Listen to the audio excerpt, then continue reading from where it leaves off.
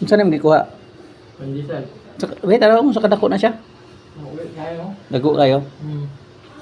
Iyon na naman to ni kaong isa, murag busog na kana. Isa pa lang busog na kayo. Dala gani palaman no.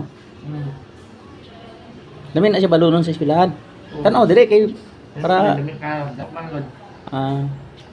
Dami ni pambalon sa ano. School para sa mga bata. Inglesin mo naman. Inglesin mo. This tastes so good because it's big.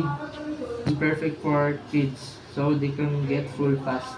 Yan, English pa. Dagdagan mo ba? So ano pa masabi mo? English. I like this bread because it's like really cheap and easy to get.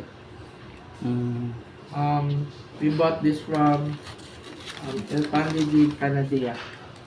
Okay. Ganun. So the taste is good. Yes. So thank you sa inyong opinion at saka comment. Thank you.